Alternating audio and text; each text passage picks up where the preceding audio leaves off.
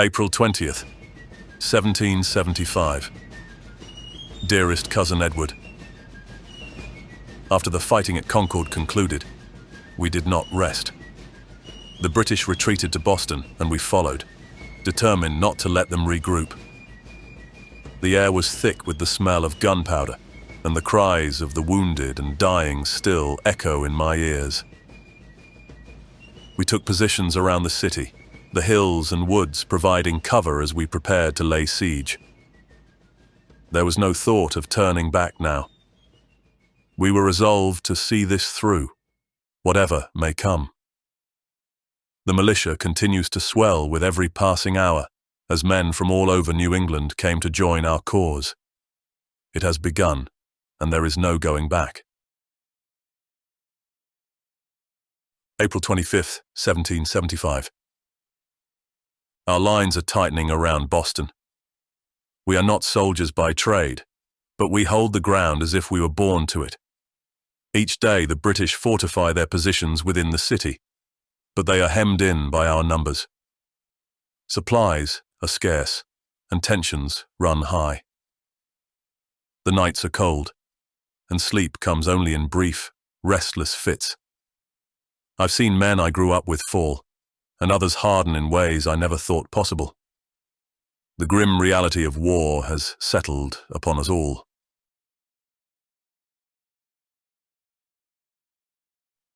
May 1st, 1775. Today I took my first real breath since this siege began. The British have made no move to break out, though we know they must be growing desperate. Our commanders, too, are weary, but they hide it well. The men are holding, but the lack of food and proper supplies is wearing us down. We send out small groups to forage, but the land is yielding less with each passing day. I keep thinking of home and wondering how long this will last. The thought of facing another winter in the field chills me more than the cold. June 17th, 1775. Edward, the battle at Bunker Hill was both a victory and a defeat. We held the ground longer than anyone thought possible, but the cost was terrible. I saw men cut down before my eyes, their blood staining the earth. The British took the hill, but they paid dearly for it, and their losses were so great that they dared not press the attack further. We are exhausted, but there is a fierce pride among the men, knowing that we stood our ground against the king's best. This war will not end quickly. Of that, I am certain. July 3rd, 1775. A new commander has arrived, General Washington, a man from Virginia, like us. He carries himself with a quiet authority that inspires confidence. His first orders were to strengthen our defenses and to organize the militia into a proper army. It's clear he understands the gravity of our situation. The men respect him, though there is a palpable tension, as everyone knows the British will not stay holed up in Boston forever.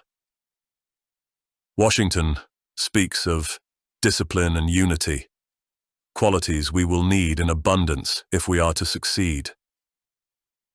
Washington addressed us today, his voice calm, but full of resolve. Men of New England, I stand with you not just as your commander, but as a fellow patriot in this great cause. We are gathered here not merely to fight, but to defend the rights bestowed upon us by our Creator, and the liberties that no king or parliament has the right to take. Our enemy is well trained and well supplied, but they fight for a distant crown. We fight for our homes, our families, and our freedom. Let our discipline and determination show the world that we are not rebels, but rightful defenders of liberty. Stand firm, obey your officers, and hold true to the cause, and we shall prevail. His words, Edward, settled over the men like a calming wind. There is a sense that we are not alone in this. that our struggle is seen and honored by a man who shares our burdens. We are more than a collection of militias now. We are becoming an army, united under a single purpose. August 15th, 1775. The summer heat has been relentless, but we are adapting to our new routines. General Washington has instituted regular drills, and the men are learning to fight as a cohesive unit. The British remain behind their fortifications, but we know they are planning something. The arrival of a few cannon from New York has given us a glimmer of hope, but we lack the powder to use them effectively. Supplies are our greatest concern now. Each day we pray for a miracle. More powder, more food, more men, but we make do with what we have. September 10th, 1775. Rumors spread like wildfire through the camp. Some say the British are planning to break out and march on our positions, while others believe they are waiting for reinforcements from across the sea. The waiting gnaws at us, making each day feel like a year. I've begun to wonder how long we can hold this line. The men are weary, and disease is starting to take its toll. But we have no choice. There is no retreat, no surrender. We are committed to this cause, and we will see it through, no matter the cost.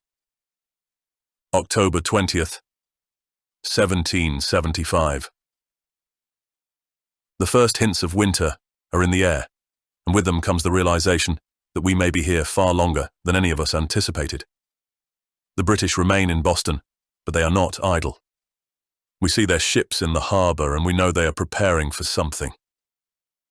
Washington is resolute, but I see the strain in his eyes.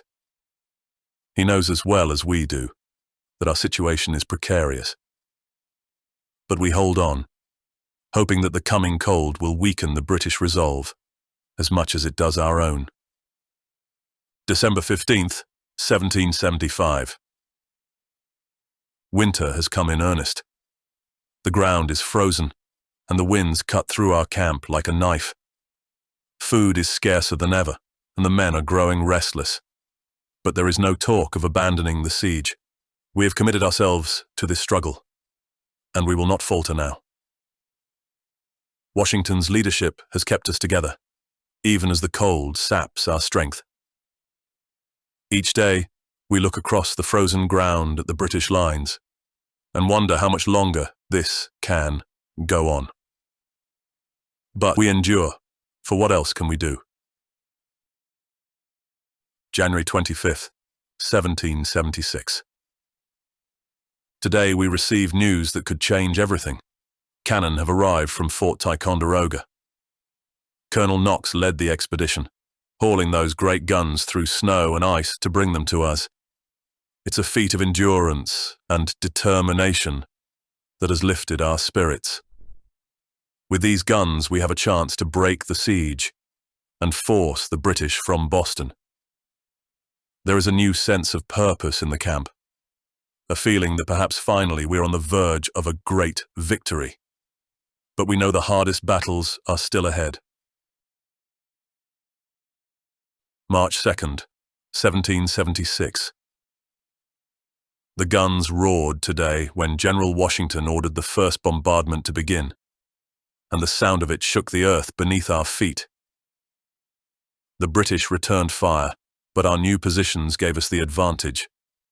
The fear that once gripped us has turned to fierce determination, and the men are ready for whatever comes next. We know that if we can hold out a little longer, we might finally force the British to leave Boston. The siege has taken its toll on all of us, but now we see a glimmer of hope that we may yet succeed in our great undertaking. March 4th, 1776. In the dead of night, we moved the cannon to Dorchester Heights. The British awoke to find those guns pointed directly at their ships in the harbor. It was a masterstroke by General Washington. The British know they are trapped now with no easy way out. They have two choices: attack us here or abandon the city. The men are on edge, waiting for the British to make their move. We are ready for a fight, but we hope they choose the latter. If they do, it will be a victory that none of us will forget. March 17th, 1776. The British are gone. This morning, we watched as their ships sailed out of Boston Harbor, taking their soldiers and loyalists with them. The siege is over, and the city is ours. There is a sense of triumph in the air, mixed with sorrow for those we lost along the way. We have achieved something incredible, a victory against one of the most powerful armies in the world.